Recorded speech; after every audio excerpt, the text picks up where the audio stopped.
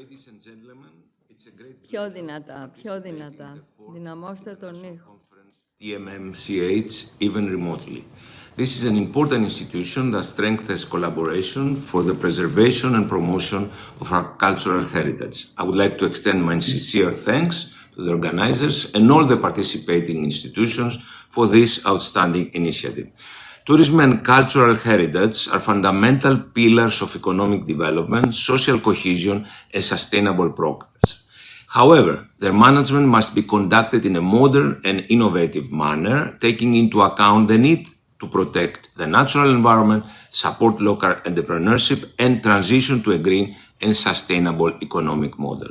At the Ministry of Economy and Finance, we are working systematically to create an investment-friendly environment that encourages the sustainable utilization of our cultural and environmental resources.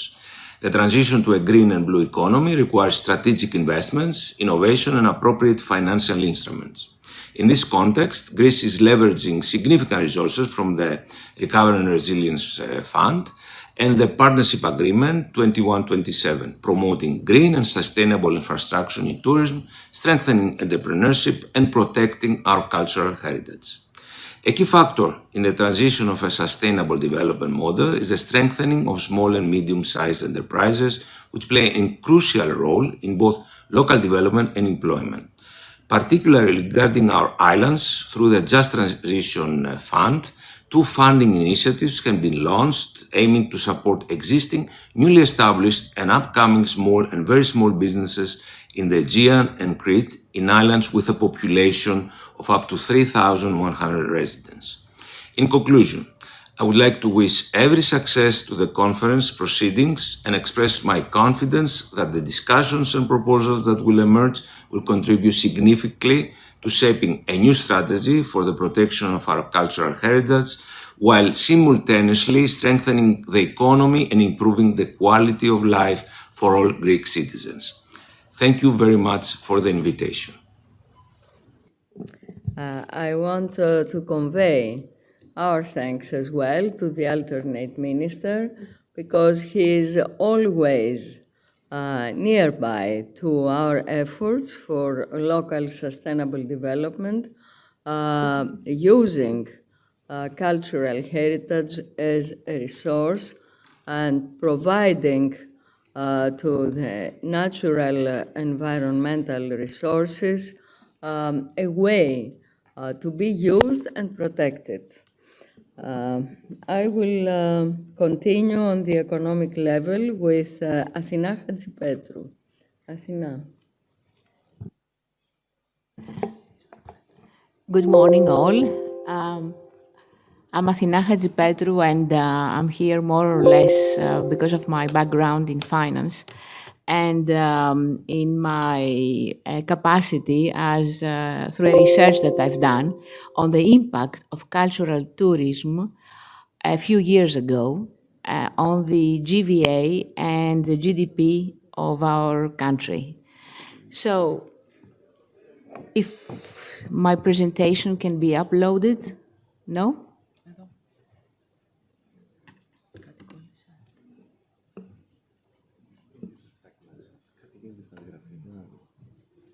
Οκ.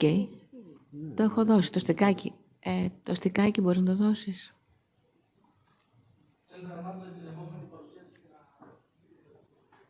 Να συνδέσουμε τον κύριο Καραμάνη. Ναι. Ωραία. Συνδέστε τον κύριο Καραμάνη.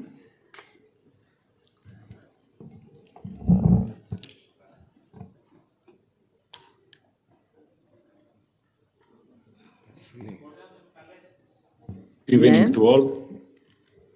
Ο Κώστας Καραμάνης is a professor at economic studies at the University of Ioannina, deputy director at the Open Greek University, and a member of the governing board of the University of Ioannina. Costa, welcome.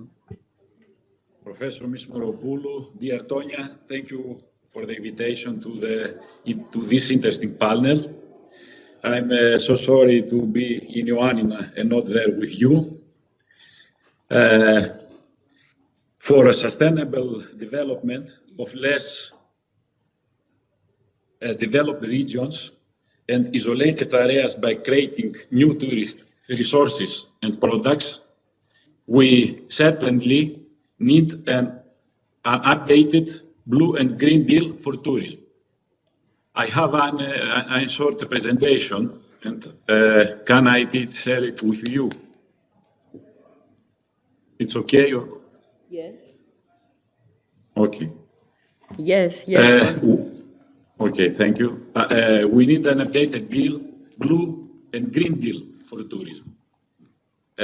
In other words, we need a set of actions aimed at 4 axes, such as green development and sustainable tourism, blue development and marine tourism, local culture and authenticity, innovation and smart technology in tourism. Analytically, for the green development and sustainable tourism, we can indicate actions such as restoration and promotion of cultural moments using environmentally friendly techniques, ecological infrastructures like green hotels, renewable energy and smart buildings, waste and water management in tourist areas. Several tourist areas currently have a significant waste and water management problem. Sustainable mobility for visitors like electric vehicles, cycle paths, pedestrian paths. For the blue development and marine tourism, we can mention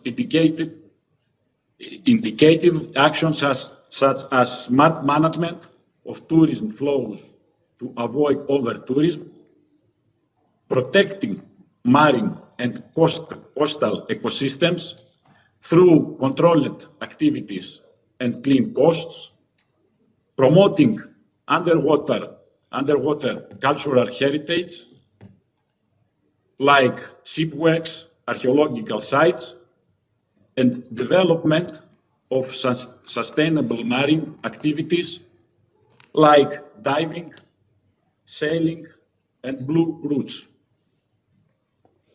It is also important that the agreement, the deal, includes further measures to promote local culture and authenticity through supporting local gastronomy, crafts, and traditional events.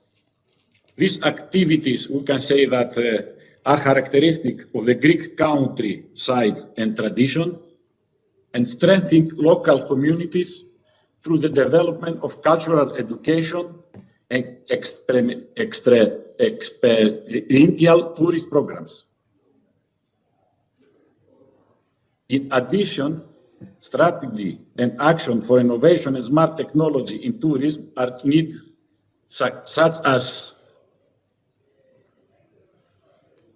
utilization of cultural resources for accessibility and knowledge dissemination, digital enhancement of cultural heritage through VR, AR, and smart applications, and use of blockchains and AA in tourist management. As conclusion, we can say that the consistent implementation of such an agreement at national and European level can make tourism a driver of green and blue growth while ensuring economic prosperity, environmental protection, preservation of cultural heritage, and sustainable development of less developed regions and isolated areas. This is the one short presentation from me. Thank you, Thank you, Professor Karamanis. Thank you very much. Our regards to Gianna, and I have the pleasure to invite my friend, Athina Hadjipetrou. Okay, presentation. Okay. I will try to drag your attention because we are in the start of this panel, which is excellent. And I'm always admiring and trying to learn from the, let's say, idol to my eyes, Ms. Moropoulou, Professor Moropoulou, because she has been so competent in so many fields. So in my own field that I've tried to inspire a little bit finance people to be actively involved on cultural heritage and cultural assets, I will try to drag your attention from the bottom of the presentation, which is, in reality, the impact. Now, what is the impact? Let's a little bit see how we perform in tourism, which is our main industry, in the past 15 years. So in the past 15 years, we know that tourism is doing great. Also during crisis, during the financial crisis, was doing great. But let's focus on two main issues. One is that we're not that good on increasing the per day spending on the tourism, the per day income. And although the overall is performing well, what is a little bit of a concern is that the average stay of our visitors has been decreased from 10.7 days in 2005 to 7 days now. So we lost, in reality, the interest of average stay of 3.7 days. And this is what we need to bounce back. This is what we need to trigger in order not to have many arrivals or not to expect that these tourists will spend differently their activities, but we want to drag their attention to extend their average stay. And we want to make our country more interested. And then our country has a middle name. We are very well known for our culture. This is the branding of our country, and this is where we need to capitalize. As many of us, we capitalize to our strengths. This is our strength. Is this strength, though, obvious in the impact that we see? Just to have an idea, if we manage to extend 1 day in the average stay, this would give us 3.6 billion euro, only with 1 day. We can do the maths because most of you come from NTU. So this, if we go back to the average stay of almost 11 days, this will be tens of billions of euro to an economy that we need to support, to an industry that we need to support. Going back to see how we do it, how we can do it. Πώς πάει πίσω? Okay. These are some other charts from a study that I've made recently during my Master of Arts in Cultural Heritage in 2020, during a little bit before COVID started. Now, today, the notion of cultural heritage is taking on a whole new dimension because we have a global shift towards information societies, where wealth creation and development stem from intellectual capital, knowledge and know-how, and to a cultural heritage perception that is not anymore the abstract prism of culture, but can be seen as a capital to build upon, as a collection of assets and services that occupies a strategic economic role. And at the same time, we need to use heritage as a projection into the future and implement models of society expressing an identity. We saw in the previous panels the impact of AI and the common interest in the sharing of values. In that context, the forming of models of society that express sustainability, identity, and the need for a filtering quality of life for everyone forms one of the major development challenges of our time. Let's a little bit focus on how we define cultural tourism. Most of people believe that cultural tourism is travel with the purpose of learning or experiencing another culture. But there is also another opinion that states that it has been observed that all travel in some form of cultural tourism that is omnipresent and omnipotent. In Greek, πανταχού παρών και παντοδύναμο. Let's a little bit connect to the theme of this Congress. Heritage attraction design requires what we define as digitalization technologies. Digitalization technologies are instrumental in transforming people's experience, and it's all about experience. Traveling in our days is how you feel, how you entertain, how you learn, and how you pass your limited time of vacations. On the index enabling environment that you see on the screen, ICT readiness plays a very significant role and continues to have to show an important pace on increasing. Facts and statements. Greece enjoys almost 41 million tourists annually, which is 4 times our population. And we have 275 archaeological sites and museums. But in 2018, and still, a visitation, meaning the number of tickets that are issued in archaeological sites, are almost half of the visits of the tourists' arrivals, which has a huge potential, and it's not the benchmarking across other countries that we want to follow. According to UNESCO, the role of culture is an enabler and driver of sustainable development. This is another thing to have in mind.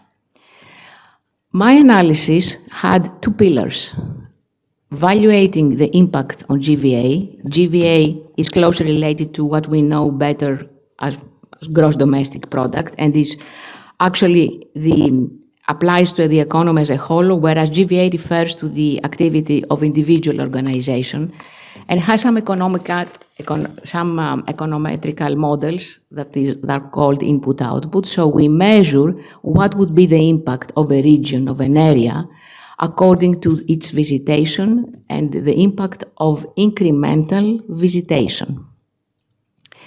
And we measure it as a future benefit to the seasonality. We all know that the seasonality of our cultural heritage is not related to the sea and sun branding.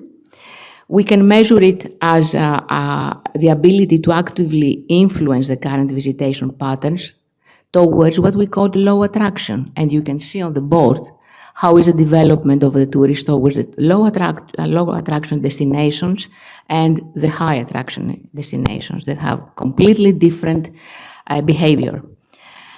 We can see how this will also have an impact on what we call social return on investments, the SRI, that is different than the GVA, which is a type of social accounting which includes non-economic costs and benefits. What's that mean? Reduction of welfare payments because of employment, because of increased qualifications, increase in tax receipts from employment and from increased qualifications. And this total outcome is something that we can set as a target and we can set as a strategy. And how we can set this strategy? We can see the means that technology is offering us. And the means that is offering us is through the awareness creation, which is enhancement of the awareness for the less branded archaeological sites and museums, through internet, through a common characteristic, what we call storytelling, around the uniqueness and the local character. I have a chart here that reflects where is our ranking in culture and our, let's say, measurement, which is quite low in an area that we all believe that is our strength. And you see compared to Spain, that is 6.64, ours is 3. France, Italy, even Turkey is higher. And we need also to see how this can be associated to our UNESCO sites. Why I'm referring to that? Because the spirit of exceptionality of the UNESCO site creates a heritage that deserves to be seen, that deserves to be consumed, that deserves to drag attention. Why we have so few UNESCO sites? This is something we need to see and we need to address. Yesterday, I was in Olympia. It's amazing, not the archaeological sites, not the monuments. It's amazing, the landscape. And Ms. Meropoulou, this landscape and the whole attention that has been paid to the area is driven by engineers, is driven by civil engineers, by landscape engineers, that gives you a completely different feeling than the feeling we had in ancient Corinth, even in Mycenae. That was not at the same standard. I saw it from the eyes of two visitors that I had coming from Australia and the States. So storytelling is important. Enhancement of the awareness is also important. Seeing, let's say, expressing the exclusivity and the uniqueness of UNESCO site is also important. And to my eyes, the use of technology as a tool to create awareness, but also to provide content, is among the backbones of the policy making that will inform, engage, enthuse tourists and convince them to allocate time. And by allocating time, they will extend their average stay. By extending the average stay, they will make tourism much more impactful in terms of GVA, primarily in areas that are not developed in the same way as, for example, Athens, that has this overcrowded of Acropolis. Thank you so much.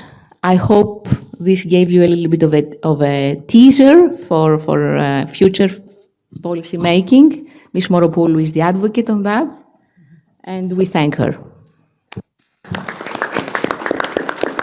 Thank you very much, Dr. Hadjipetrou.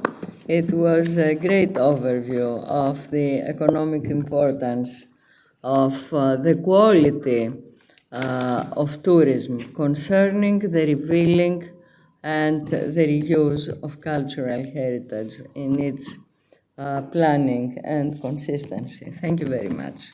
We are now passing to Professor Petrakos, Professor of Pantheon University of Social and Political Sciences, and Director General of the Research on Tourism, the institute which is called ITE.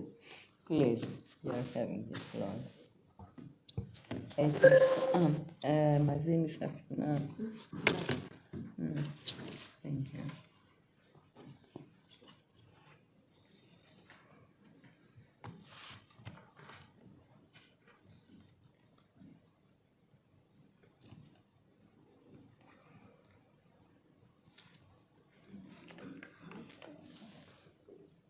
Την παρουσίαση του κύριου Πετράκου. Η πρώτη.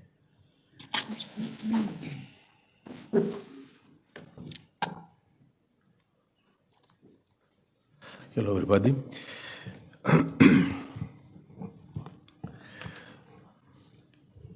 Let me check this one. Okay. The implementation of ESG sustainability practices in the hospitality industry is of great importance due to the industry's intensive use of natural resources and wasteful characteristics such as energy, water, food, and consumables. Adopting sustainable practices is fundamental for lodging providers and want to stand out in the market and contribute positively to the environment and the society. Last year, the Greek hoteliers invested more than €1 billion for repairs, renovation, and maintenance of their hotels, 20% of which contributed to sustainability actions concerning the environment, the local community, and the cultural heritage.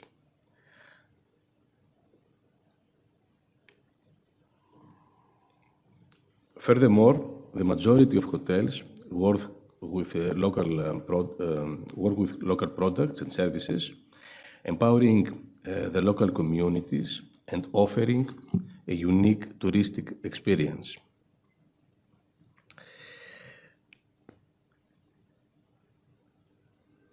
According to various qualitative surveys from the Institute, namely focus groups and in-depth interviewing with most of the leading Greek hotels, they tell us that their customers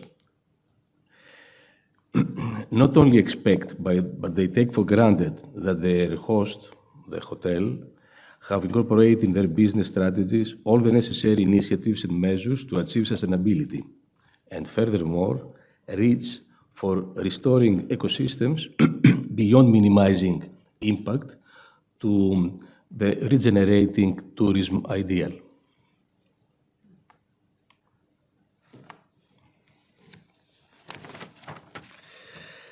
The findings of the Institute field surveys shows that the majority of luxurious 4- and 5-star hotels in touristic areas mainly incorporate in their everyday business life initiatives and measures towards all sustainability dimensions.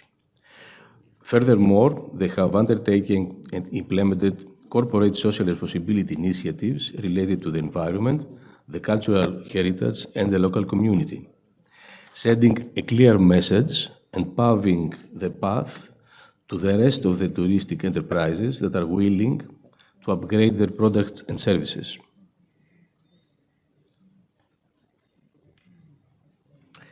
But hospitality is not only the hotels that count for the 42% of the accommodation potential. There are also rooms to let at 20% and short-term rentals, the Airbnbs, at 37%. According to the latest available data, the total Greek accommodation potential is over the 2 million beds. So the message is addressed not only to the hoteliers from all categories, but also to the owners and investors of the other types of philoxenia, where sustainability data and measurements are limited if existed.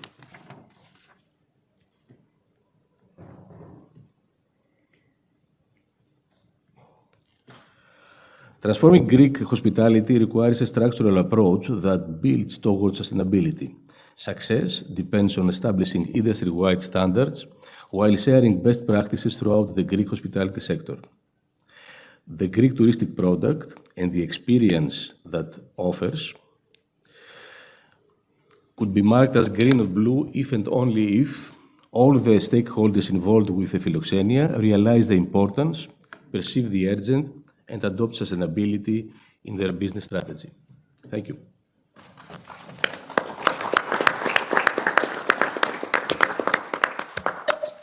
I liked that, a collective responsibility for sustainable tourism.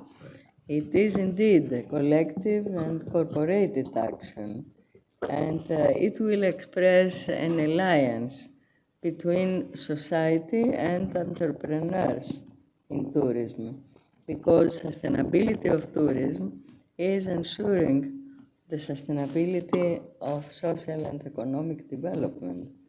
True.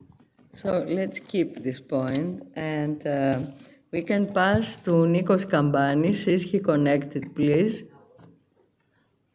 Good Nikos, morning, he's the Tonya. director of the laboratory in Heraklion. He's talking from Heraklion of coastal mechanics and marine engineering of the fourth. We were together with Nikos and Yorgos at the program for local sustainable development, which in a few words I will present later. But I want to hear his perspectives, and I'm sure you will very much appreciate it. Good morning, Tonya. Good morning, everybody. Unfortunately, this specific date was difficult for me since I'm not a native Athenian and I don't know the secret ways to move around during a strike. So I prefer to stay home and connect with you through telco. Well, yesterday evening I stayed on my office and I made some thoughts which I put on some transparencies and I want to show them to you. Let me share my screen.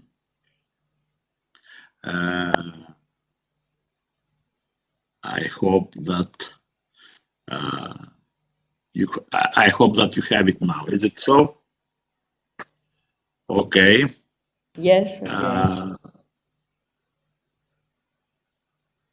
Let's see how I proceed. So what is the question? A shift towards sustainable tourism model, several ideas like eco-conscious travel experience, low-impact activities, and always addressing climatic change and resilience in tourism planning, while taking under consideration the role of Green Deal and Blue Economy. What is Green Deal? Promotes carbon neutrality and circular economy, to remind ourselves about it. Blue Economy encourages sustainable use of marine and coastal resources. So the investment in nature-based tourism and green infrastructure is essential. What is the importance of cultural and environmental assets? They shape unique identity, attractiveness of destination. They safeguard traditions, historic landmarks. It's vital for long-term destination competitiveness and community well-being. So let's see what one considers as the Green Deal pillars. We focus on climatic neutrality and the just transition for all sectors, including tourism for sure. Encourages energy efficiency in accommodation, transport, infrastructure, etc. Promotes low carbon travel options, public transport, cycling, walking and electricity. Supports circular economy practices in tourism like waste reduction, local sourcing, etc. And the Blue Economy pillars, sustainable development of ocean-based sectors like fisheries, marine tourism, and renewable energy, while protecting marine ecosystems. For example, something that might be well known to Dr. Varelidis, marine protected areas and responsible tourism policies, encouraging the coastal communities to be involved in economic planning, and in parallel, investing in resilience and climatic adaptation of the coastal zones. The cultural heritage, we have the tangible dimension like monuments, historical buildings, archaeological sites. We have the intangible dimension, music, dance, gastronomy, festivals, whatever.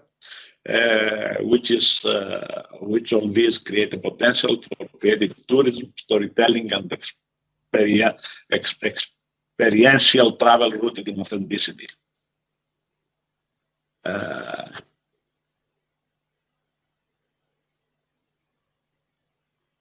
Let me see how I move.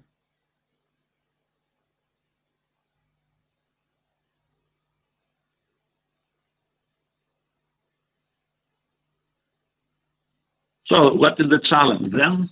There are threats to coastal heritage, many threats like the coastal erosion, the sea level rise, the extreme weather events, while also where tourism is potential threats on fragile heritage areas and local infrastructures, the urbanization and unregulated development which disrupt the cultural landscapes.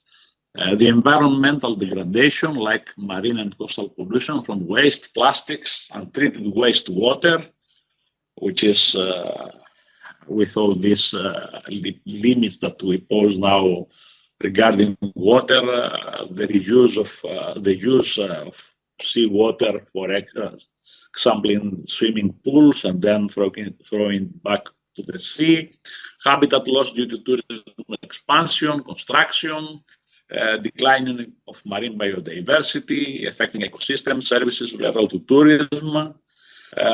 So all this create the need for an integrated protection, which means cross-sectoral collaboration, environmental, cultural, tourism, and planning authorities to be involved, application of heritage impact assessments and environmental safeguards, promotion of resilient design, adaptive reuse, sustainable visitor management, and all this under a holistic approach that values the natural and cultural capital quality. What is the vision then? For me, vision is integrating heritage, environmental sustainability, and tourism. As you said before, we did it in a common project. Create synergies between cultural preservation, ecosystem protection, view cultural and natural assets not just as attractions but as living systems to be safeguarded, and develop tourist models that contribute to the conservation of both heritage and nature concurrently. Regenerate tourism principle, pursuing do no harm, to actively restore, revitalize, and regenerate destinations. This is a need for local communities and cultures and ecosystems. We need to encourage visitors to become participants in conservation, not just consumers, and prolong long-term resilience over short-term economic gain. Collaboration across sectors, diverse actors, local authorities, NGOs, heritage bodies, tourism operators, citizens. They should align strategies on planning, heritage conservation, coastal zone management, climate actions. So to foster public-private partnerships and community-led initiatives for an inclusive governance and shared ownership of development paths. Action and strategies. This is what one should see in the end. Restoration of cultural sites with eco-friendly techniques, sustainable materials and low-impact methods, climate resilience restoration against sea level rise and extreme weather, extend the use of nature-based solutions like dune and wetland restoration to act as natural buffers, coastal reforestation and habitat rehabilitation, green infrastructures, solar-powered, eco-certification for accommodation and tourist services, and point out strongly heritage trails and eco paths, low-impact walking, cycling paths, interpretative signage to enhance understanding and appreciation, and also use of digital tools for storytelling. Some case studies we have mind coastal fortress turned cultural hub, for example, traditional fishing villages for ecotourism, UNESCO heritage coastline preservation. So we expect to see some benefits in the end, like reduced footprint, increase green and blue jobs, increase the sense of place, and stress the sustainability of destinations, and to call to action, promote experiencing, respecting, reviving and encourage tourism beyond sightseeing, empower local actors, invest in nature, culture, and community. Well, that was my point of view. Thank you, Nikos. Some seed for thought. We want to discuss something. A call to invest in nature, heritage, and sustainable development. Thank you, Nikos. We are passing now Thank you, Tonya, for this excellent conference. To the architects and planners. I will start with Stefano Della Torre, Politecnico di Milano. Thank you. I have some slides. May you upload. Meanwhile... Το δεύτερο, παιδιά. This one. Just a few slides. First of all, I want to thank Tonya for the organization. It's always a pleasure to be here, very inspiring, and I'm also passing the greetings from my friends in Italy, from Bressanone and so on. The Bressanone group is here with me. So my point of view is exactly the point of view focusing on architectural preservation and planning, which is the name of the UNESCO chair in Politecnico di Milano. Now I am the new chairholder. And I have to work exactly on this architectural preservation and planning to be climate resilient. It's very good to be climate resilient, not so easy. And my point is exactly what we can do, starting from our experience, the experience which prompted our perspective in Italy. And I want to start from a moment that is the flooding on Florence and Venice as well in 1966, a point where the attention to climate and the understanding that our policies on cultural heritage have to be understood in a bigger frame was exactly what promoted the idea of planet conservation, not just restoration as the pleasure to see something, but the responsibility for long-term planning and conservation. Some now 50 years of research and developments. And another point is that to preserve architecture, we have to use architecture. And use requires the compliance with standards, codes, including energy efficiency and the reduction of carbon footprint. Okay, obvious, but not so easy if you have to design the reuse of a building and you have to keep authenticity and to get climate resilience and to reduce carbon footprint and so on. In the last years, we had good reflection on this point, developing a performance-oriented approach.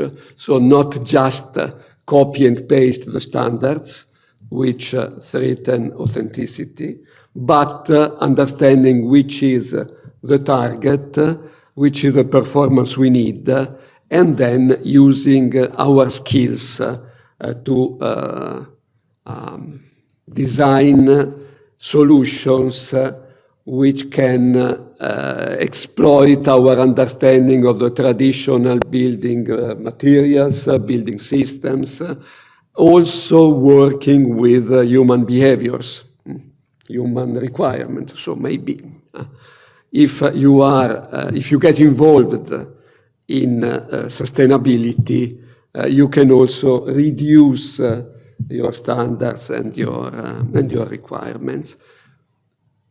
This is good, but my question is if it is still enough, as day by day we see that the level of the alarm is growing. So now we have to develop what I call the co-evolutionary approach. That is, we work on keeping authenticity, but understanding the many dimensions of authenticity. I speak from Italy.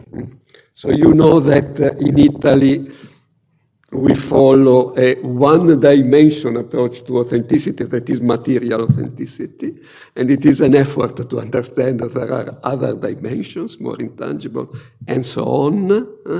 Okay, we understand all the dimensions, and we understand that conservation is the management of change. So, based on our understanding of the values of authenticity and so on, we actually manage the change in order to keep the value of the presence of cultural heritage in our common future, where the presence of heritage can steer, let's say, the evolution of society. So preservation is not freezing the past. This is good for the conservation of other things. And old buildings can be modified, keeping the dimensions of their authenticity for this purpose. In this sense, what we need is the strategic approach and this approach to conservation design. And I am here with 2 papers, actually. One is on the case of Rimini. I hope everybody knows Rimini. Rimini is one of the most famous seaside resort in the Mediterranean Sea. But it is very interesting because it is a mix of over-tourism and under-tourism.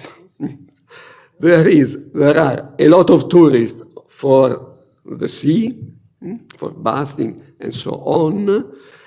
In summer, the number of persons are 6 times the number of normal inhabitants. I am speaking of a town of 150,000 people. But in summer, 6 times the number of people. They are all beyond the railway. And before the railway, there is the historic city. The historic city is a Roman city with a Roman bridge, the Augustus Arch, a wonderful museum, the Leon Battista Alberti, Tempio Malatestiano, and so on. But they are underexploited.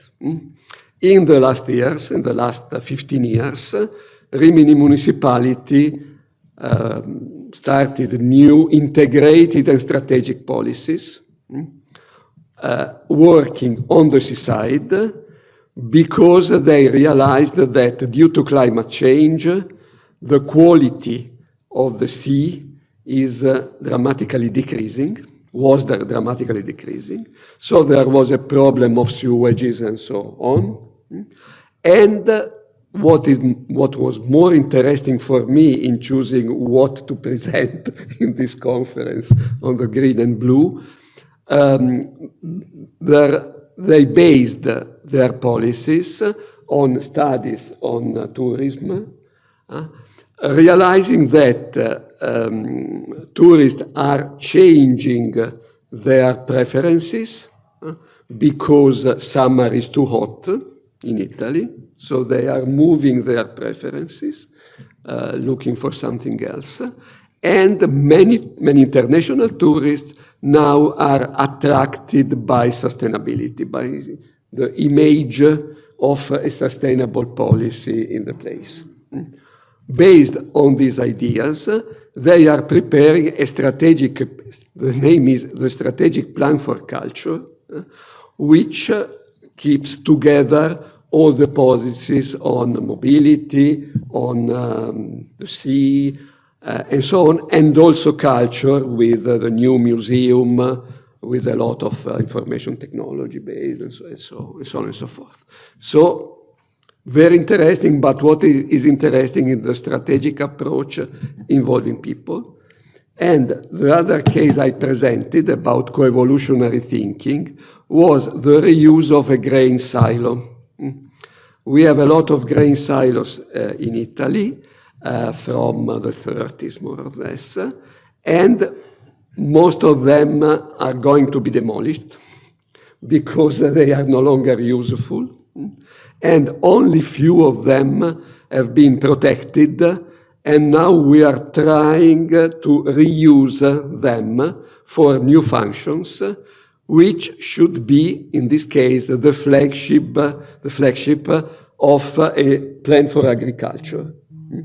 So, agriculture, new agriculture, is part of the Green Deal, but this will be the flagship because this is a monument to innovation in agriculture. And this will be very interesting. Actually, we are fighting with the ministry about introducing a photovoltaic roof because we need clean energy. And so we think that it is legitimate to change a bit the building to make it more proficient for the reduction of carbon footprint. And it is where we have different visions.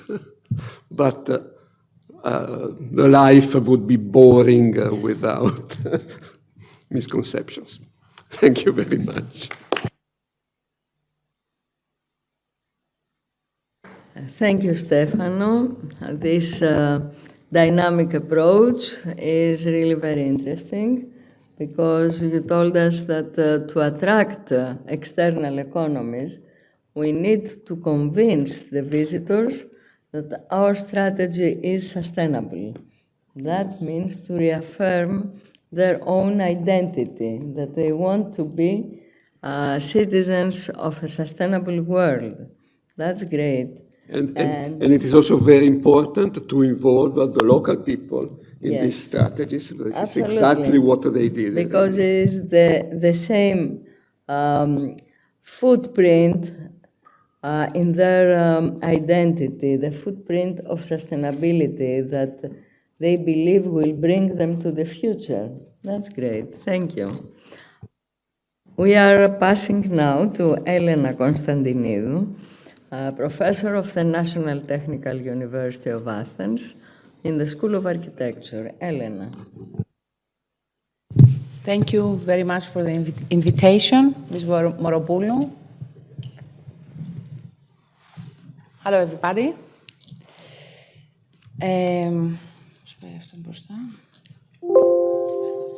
Sorry.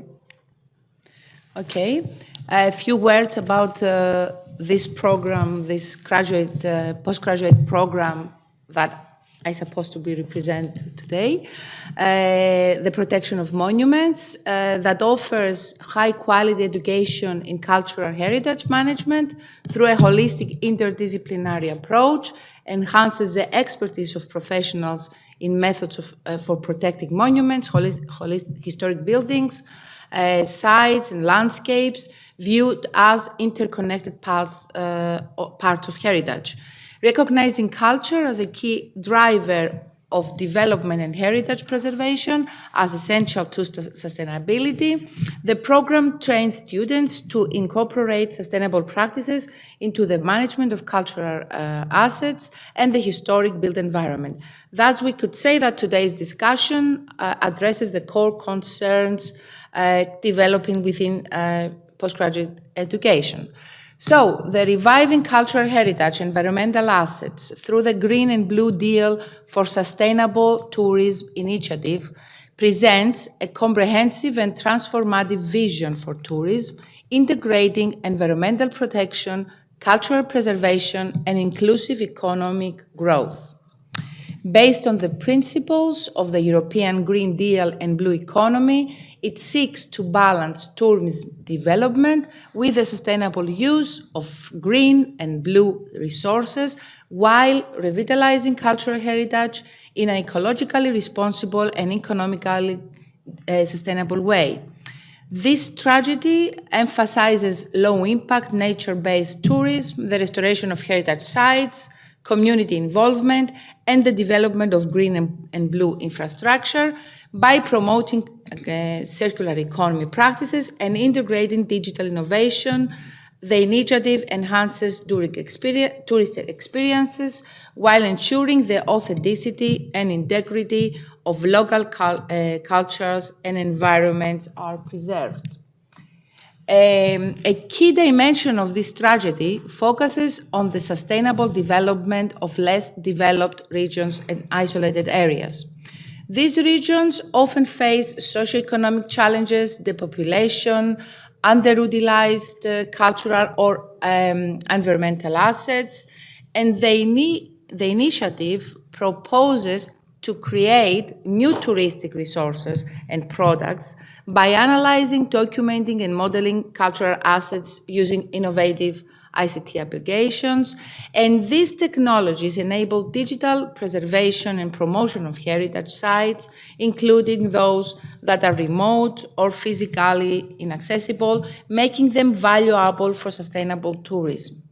This approach promotes sustainable tourism that benefits both cultural heritage and the environment, ensuring economic growth while preserving both tangible and intangible heritage for future generations. By embracing innovation, the project enhances visibility and accessibility of lesser-known destinations, encourages balanced tourism flows beyond overcrowded areas, stimulates local economies, preserves intangible heritage, and ultimately this initiative positions tourism as a driver of resilience and regeneration, particularly in fragile or undeserved areas. It envisages a tourism sector that not only protects nature and culture, but also empowers communities, bridges development gaps, and contributes meaningfully to the UN Sustainable Development Goals. I was very honored to work work with Ms. Moropoulou in this project. I'm sure that you present. Okay. It would be better if you did it before, but I can say 2 words.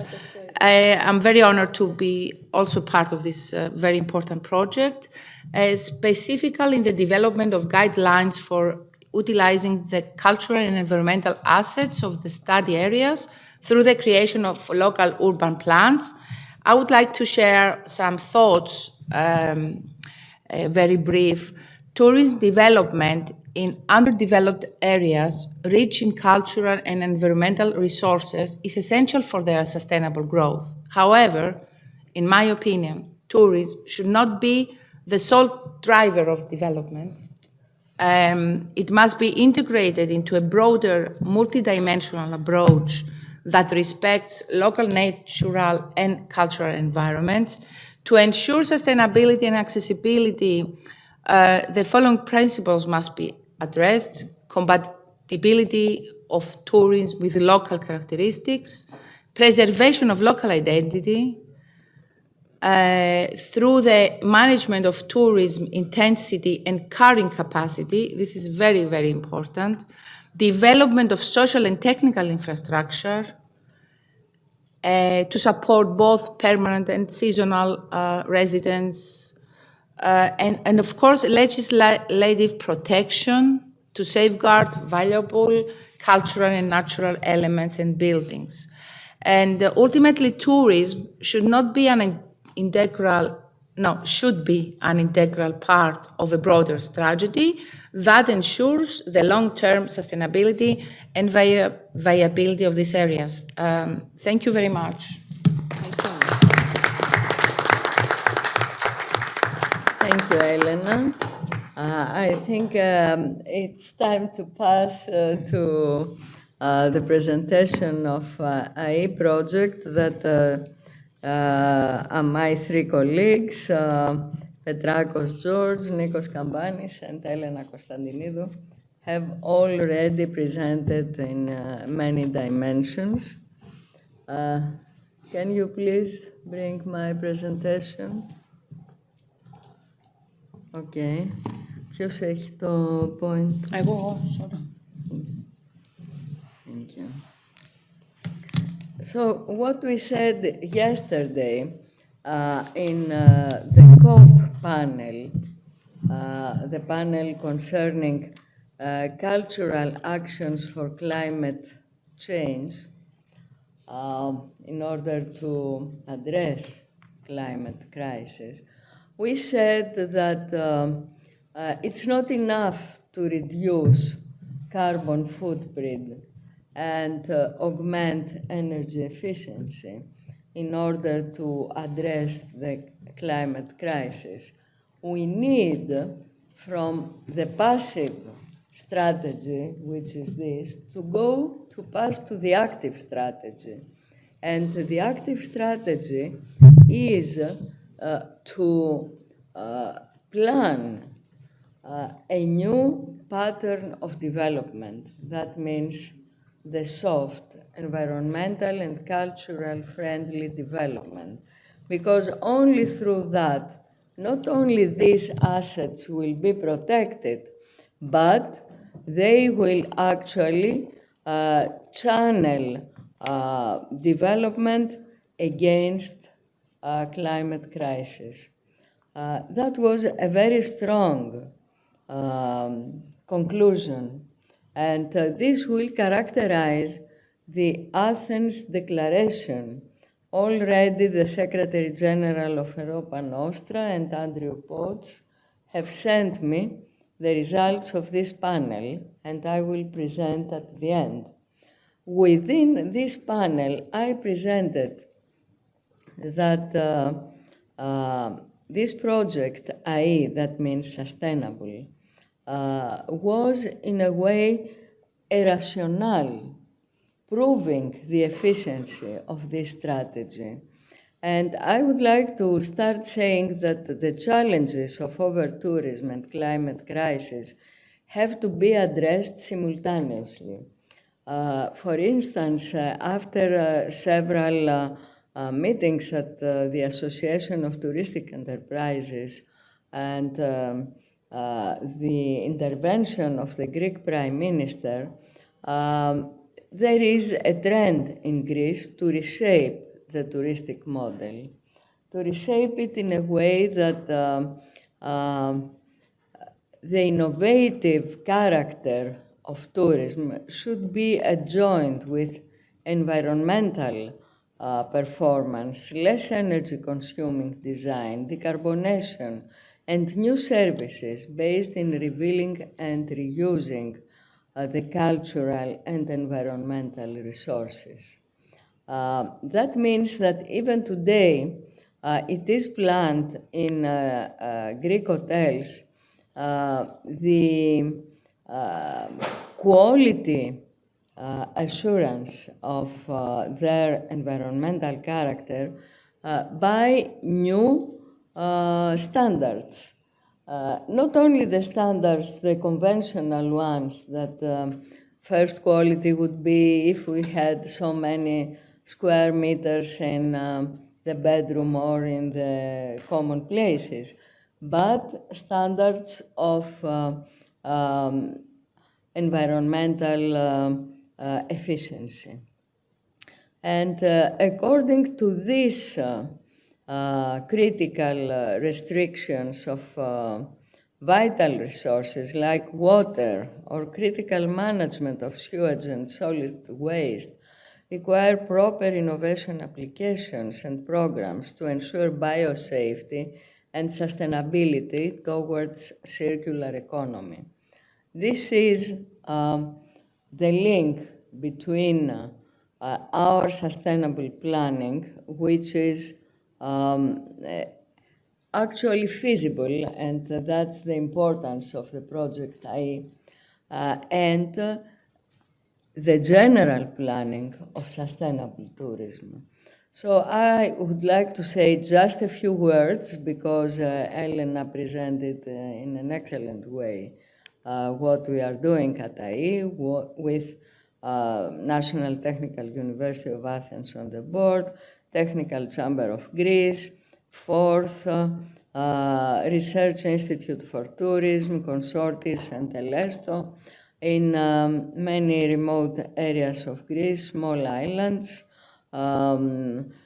Kassos, Chalki, Symi, Castellorizo, islands like Chios and Euboea, and mountainous areas in Etolo-Akarnania and in Mani, where external economies, that is the tool to develop remote areas, were attracted by a proper touristic plan within the integral plan for local development, and the documentation through a proper methodology showed out that this cultural and environmental reserve, including the traditional settlements, provides a density and a dispersion on the land level that could actually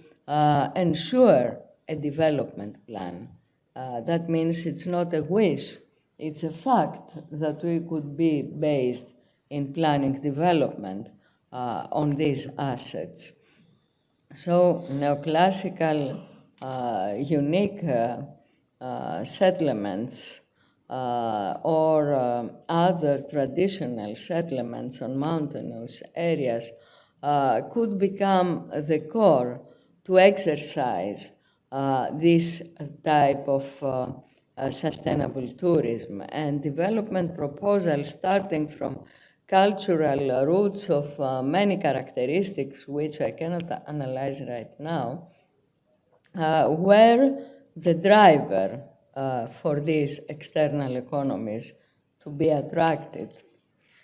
But not only this, the planning of sustainable agritourism, the revealing of gastronomy, the use and revealing of primary sector of production are very important, and they are incorporated into the matrix and the identity of these locations, as well as the infrastructures that are a critical dimension in planning accessibility and environmental protection, on which I won't speak because we have the proper governmental representative here, the Secretary General on Environment. But I will only say that projects for necessary infrastructures and environmental protection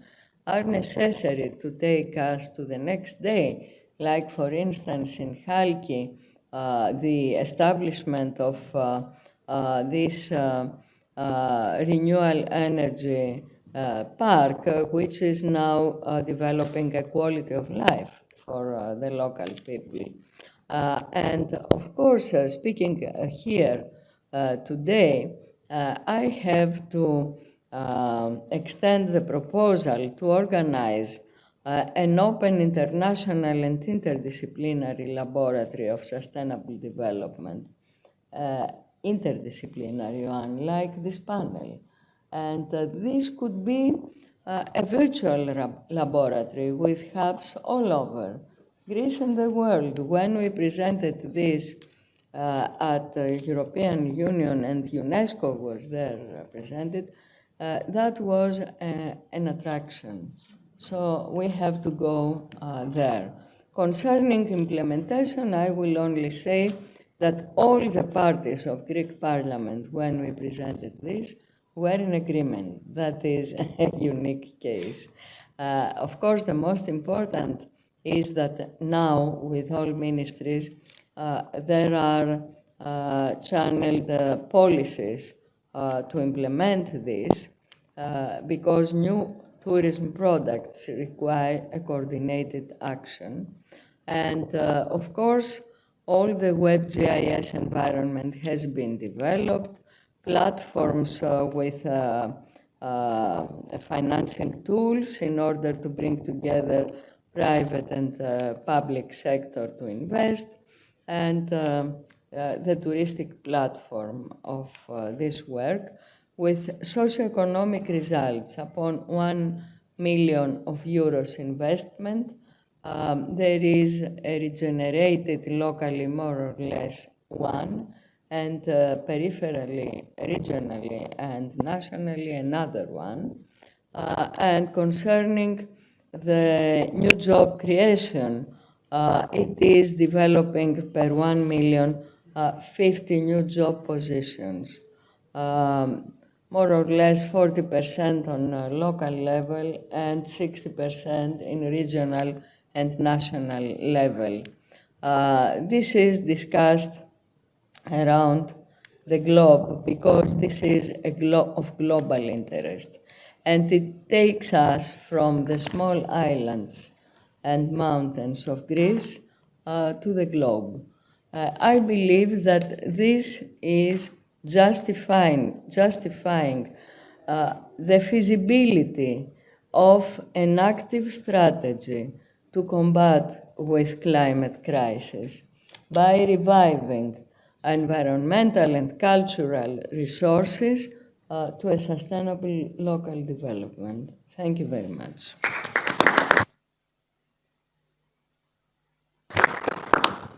I have now the pleasure to pass to the implementation actors and call chemical engineer, this is important, Petros Varilidis, the Secretary General on Environment and Water Resources from the Ministry of Environment and Energy. Thank you, Tonya. Of course, the issue of tourism, environment in the broader sense, climate change, cultural heritage, they are all linked together.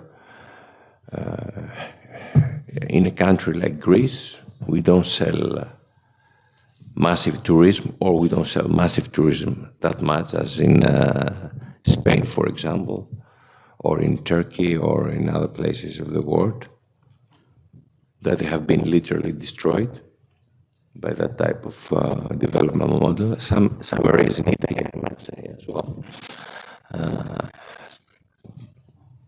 But of course, Italy is a very well-preserved country, generally speaking.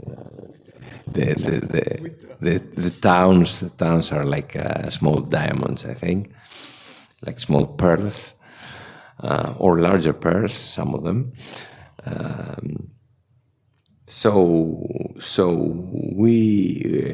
What we are selling as a touristic product is a pristine environment, together with a lot of history, cultural heritage. I think we don't sell cultural heritage as much as we could,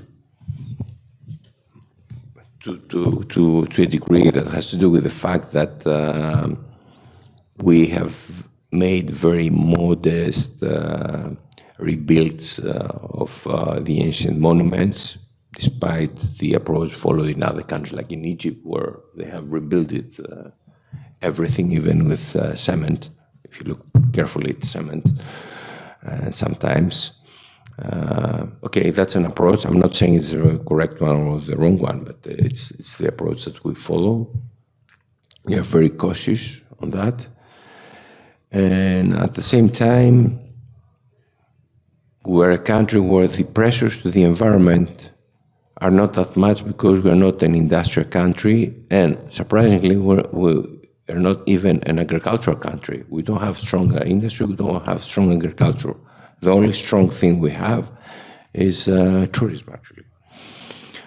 We have also shipping, that this has more global aspect rather than a local aspect. So the main pressure towards the environment is tourism. So we need, us as a Ministry of Environment, we need to find the right balance between the need for touristic development and the need to protect the environment. And especially when it comes to Natura 2000 sites, that is about 30% of the Greek land, so it's a lot.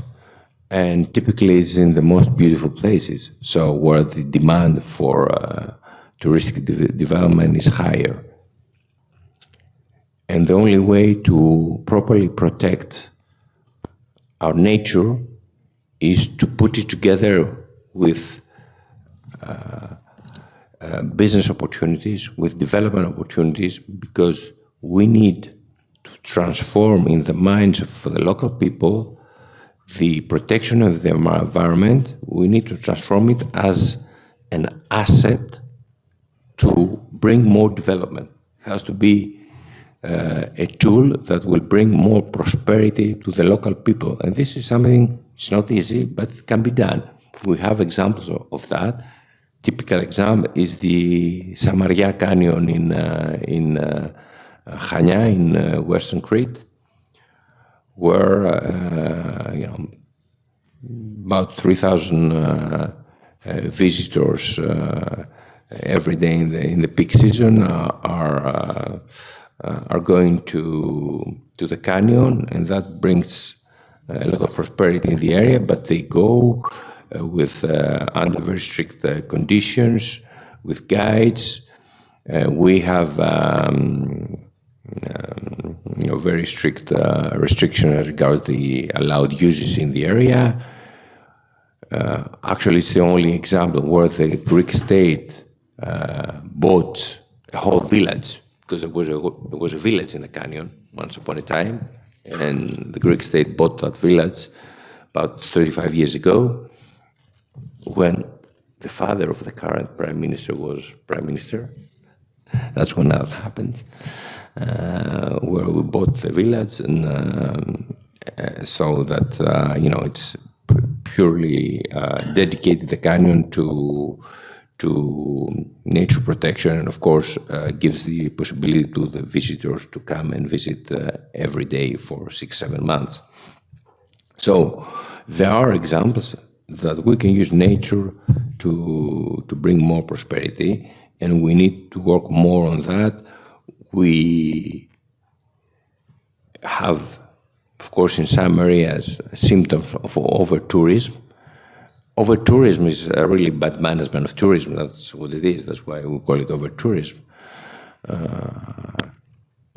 Again, in Crete, there are 3 areas, Balos, Elafonisos, and Phalasarna, where they suffer from over-tourism. They're great areas, but if you go in summer, you better go to, the beach at Vouliagmeni rather than go there, because there are tens of them, maybe thousands of people there. So we try now to put some rules in order to safeguard the beauty of the area and the unique environment of the area. And we believe that is something that, again, works well and has been accepted by the local communities, which is a prerequisite for success. Now, when we talk about environment and tourism, we need to understand that the environment is not only trees and animals and plants, whatever. Environment has to do with proper waste management. There can be no good environment, there can be no touristic development without proper management of waste. It has to do with proper management of wastewaters. Again, very important. What we don't see doesn't mean that it doesn't exist. It exists and affects the quality of life and the quality of the product that we sell, which is our country. And also drinking water. Drinking water is also important, possibility to be able to have good water where you go. Good water and in the quantities that you want. We talk about over-tourism. This is absolutely connected to the availability of good water, because that's the main obstacle. If you don't have enough water, you can't have more visitors, because we don't have water to drink. It's that simple. And in Greece, in Athens, we're lucky to get water from the mountains, very, very unspoiled areas. It comes through gravity, so very good quality water, excellent quality water. It's not good to drink bottled water in Athens. I don't recommend it. It's much better to drink the tap water. But in other areas, especially in the islands that are, the main destination of tourism, there the challenge for water is very high. So we need to do whatever it takes to ensure plenty of water in excellent quality, which is a big challenge because the infrastructure works that are needed are huge, are in the range of magnitude of tens of billions, actually. So it's a big challenge how to cope with that. Anyway, as a ministry, we hope that by the end of 2025, we will finish all the environmental studies for the Natura 2000 sites. Most probably this will happen. So it will be already clear to everybody what uses are allowed in the different areas of the Natura 2000 protected sites. Again, I say it's 30% of the land cover, and that would be a good tool so that the tourist industry knows where and under what conditions can invest in different places. Also, before stopping, I want to say that we have completed a very interesting study where we studied the fauna and flora that we find in archaeological sites that are in Natura 2000 areas, where we found that the archaeological sites are in reality hotspots of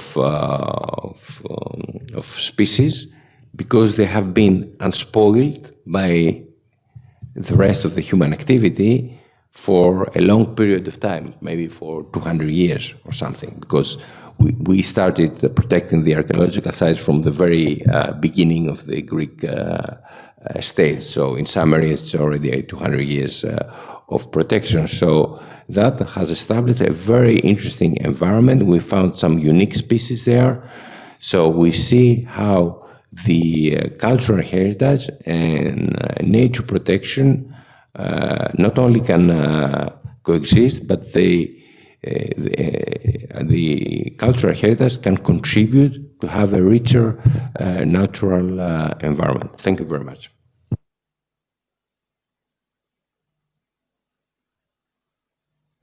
Thank you very much, Petros, and because you are coming with us to these remote areas, you are discussing with people, and this is the most important, to have this contact on the local level and ensure to them that what we are discussing, it will be implemented. This is the most important. Thank you very much. I don't know if it is connected from the Ministry of Agriculture, Mr. Manetas, on behalf of the Director General. Okay. Thank you very much, Mr. Manetas. On behalf of the Secretary General, Mr. Dimitris Papagiannidis, on European Resources for Agriculture. Όχι, ο κύριος Καμπάνης μίλησε. Το κύριο Μανέτα. Ναι, καλημέρα. Εδώ έχω συνδεθεί. Μ' ακούτε? Ναι, σας ακούμε. Ναι. Good afternoon. On behalf of Secretary General Mr. Papagiannidis, I would like to thank you for the invitation. I am the head of the Managing Authority in the Ministry of Rural Development and Food. Managing Authority is responsible of planning and implementing the National Strategic Plan of Common Agricultural Policy. And I would like to make a short presentation of how green and blue deals are incorporated into Common Agricultural Policy, and especially to the perspectives created for synergies between agri-food sector and the tourism in our rural areas. Green and blue deals, as European Union's central policy choices for protecting the environment and tackling the effects of climate change constitute the roadmap for the coming years in terms of local and regional development, as they provide for significant reforms and interventions relating to the existing development and production models. These strategies affect all sectors of economic activity in the Union, including agriculture, fisheries, and of course tourism, thus also determining the future of our rural areas. They also highlight the need for the green and digital transformation of the Union's agri-food system and rural areas, setting individual policies and targets to ensure that the intended transition takes place in a sustainable, fair, transparent, effective, and balanced way. This will be done under conditions that will ensure, for example, the Union's food sufficiency and food security, the production of quality products of high nutritional value, the participation of all links in the agro-supply chain, the linking of agriculture and fisheries sectors with tourism and other economic activities in our rural areas, and of course attracting young people to these rural areas. The objectives of the Green and Blue Deals necessarily govern and are also considered in the architecture of the new Common Agricultural Policy, which as a ministry we have designed and through which we expect to achieve the green transformation of agricultural fisheries at our rural areas as well by planning and implementing a comprehensive transition plan. One of the main priorities axes of this plan includes the support for the diversification of the local economy and the creation of new businesses and job opportunities in rural areas that are significantly affected by the transition towards a climate neutral economy. To this end, an important and proven tool available to Common Agricultural Policy for the appropriate plan and financing of such local development policies, including tourism, is the LEADER programs. LEADER local development programs are prepared and implemented by local collective socio-economic actors and local government, have a multi-sectoral and multi-fund character, and seek through integrated public and private interventions to ensure conditions of economic and social sustainability of the rural areas in which they are implemented. In this context, they incorporate and serve European Union national strategy of our Ministry for Rural Development, the territorial cohesion of the regions, and in general, the economic and social cohesion of our rural areas, ensuring the interconnection of agriculture with tourism, promoting tourism entrepreneurship and cross-sectoral synergies of primary sector with tourism as well as with other sectors of economic activity at national and regional level. For example, specific forms of tourism embedded in a more comprehensive thematic tourism framework that adequately identifies specific tourism products and services based on highlighting and exploiting the comparative advantages of regional and local economies and societies, have to offer significant benefits in terms of income and employment, as well as improving the living conditions and living standards of inhabitants in these rural areas, especially rural tourism in all its aspects. For example, agrotourism, wine tourism, ecotourism, geotourism, and fishing tourism exploits the potential and advantages of developmental socio-economic models such as the multi-activity and multi-employment model and the diversification model of economic activity of spatial units through the enrichment of the tourist product, the creation of new employment opportunities, as well as the strengthening of the offer of services that may concern specialized scientific and technical services, for example, medical or educational tourism services, with what this entails in terms of the extension of the tourist season, etc. The main objectives and impacts of a development model based on the adoption and promotion of policies, interventions of thematic forms of tourism and synergies between agriculture and tourism are restraining the local population and especially the young people in their place, is the creation of local supplementary income, the creating of new jobs in rural areas, the fairer distribution of local wealth, and the promotion of natural environment, of cultural heritage and local tradition, the connection with the local production of agricultural products, and of course the promotion of collective action in our countryside the networking through the promotion, the bottom-up approach to the development, the so-called participatory approach. This development model presupposes a holistic, integrated strategic approach to the development of specific spatial units based on the adoption of policies to promote cross-sectoral synergies between different sectors of economic activity. And in this direction, for example, synergies could be exploited with the primary sector through the so-called green and blue economy. For example, through the ever-increasing awareness of consumers of products and services for quality, identity, safety, and respect for the environment. Similar opportunities to encourage tourism entrepreneurships are offered using areas of high natural value, the Natura areas and other rural areas that can act as poles of green development, the production and sale of certified quality products from these protected areas, the production and sale of organic farming and livestock products, as well as the development of ecotourism. Such synergies are particularly important for areas of the country facing increased problems, natural and other constraints due to their specific characteristics, such as the mountainous, island, and disadvantaged areas. And, of course, local leader programs that are financed by Common Agricultural Policy offer in these regions incentives to invest in thematic and alternative forms of tourism, such as agrotourism, for example, through interventions such as multifunctional and visitable farms, or cottage industry, ecotourism, gastronomic tourism, etc., making a significant contribution to highlighting the local identity, tradition, and quality agricultural products of rural areas, as well as connecting tourism and culture with the primary sector and the environment. The objective is, of course, creating and maintaining sustainable jobs to strengthen the social cohesion of our rural areas and addressing the humanitarian crisis, poverty, and social exclusion by highlighting the social dimension of entrepreneurship and by providing opportunities for employment and support for specific categories of the population in these areas, such as women, the unemployed people, the young people, the migrants, etc. Of course, an important parameter of successing in this framework, encouraging the development of cross-industry synergies is quality.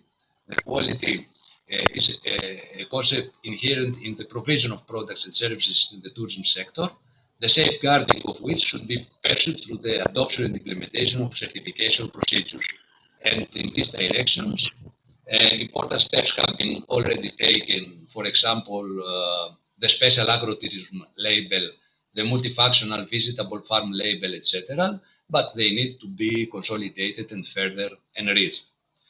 This plan you gave me the opportunity to present is, as you understand, one of the most important objects in the context of the implementation of Common Agricultural and Fisheries Policy to support our rural areas through cross-sectoral synergies and complementarities aimed at consolidating and implementing the principles of the Green and Blue Agreement.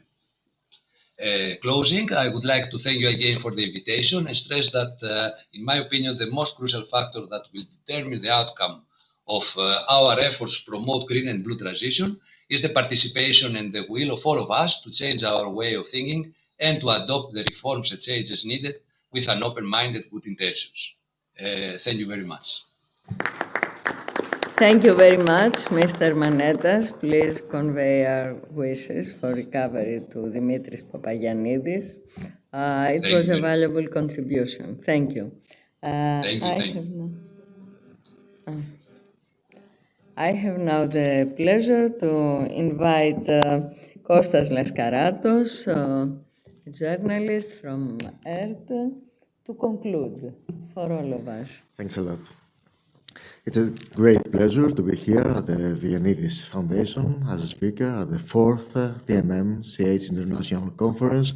I would like to sincerely thank Professor Tonia Moropoulou for the kind invitation. I'm going to share just a few thoughts, as the topic of our panel is especially timely and important. The protection of cultural heritage and the risks it faces due to the environmental crisis has also been a central concern for us at the Trade Politismou Cultural Notebooks the historic scientific journal I have the honor of directing for about 3 years. A couple of editions ago, we decided to publish for the first time the complete study by Eleni Nikolaiti and Nikon Bouchas, which outlines the best case, the worst case, and the intermediate scenarios for the island of Delos up to the year 2150. The changes expected in Delos coastal landscape due to rising sea levels will be dramatic, the research notes. According to the most adverse scenario, the threatened areas could reach approximately 18,500 square meters by 2050, 41,500 square meters by 2100, and 54,500 square meters by 2150. The shoreline is projected to retreat inland by as much as 220 meters by 2150. This highlights the serious risk posed to the archaeological remains on the island. In our most recent issue, we also feature a study by Professor Kostas Kartalis, who emphasizes that addressing the impact of climate change on cultural heritage and the broader cultural environment is now recognized as one of the most pressing global challenges faced by governments and the scientific community. Beyond the physical threats to heritage sites and monuments, climate change can bring profound transformations to natural landscapes, transformations that disrupt traditional ways of life and local customs, ultimately affecting the values and identity of both tangible and intangible cultural heritage. In turn, the degradation of natural and cultural landscapes undermines the social and economic vitality of local communities. I deeply believe that anyone engaged with culture and tourism must also engage with the environment. In Paris, at one of the city's most recent cultural and tourist landmarks, the Pinol Collection Museum, they have adopted practices that actively promote respect and sustainability. From the moment a visitor enters, even in the restrooms, they are informed that the water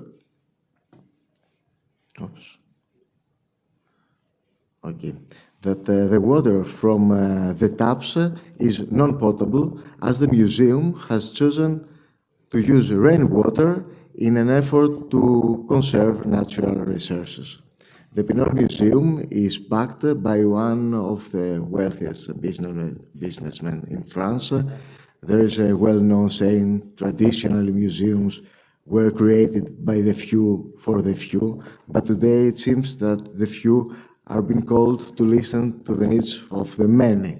A growing number of cultural institutions around the world are now working simultaneously to reduce their environmental footprint and to educate the public about sustainability. Energy-saving strategies, waste recycling programs, and the replacement of plastic materials with paper or biodegradable alternatives have all been adopted on a broad scale. A recent study I encountered while researching for my latest book, Museum Influencers, surveyed over 100 cultural organizations in New South Wales. It showed that many cultural institutions recognize their role as leaders in raising public awareness on environmental issues. So now the path is clear. What remains is for us to walk it with courage, with commitment, and with vision. Thank you very, very much. Thank you. Thank you all for your valuable contributions. I believe that this panel is self-concluded after the fact that each one of the panelists has given a message.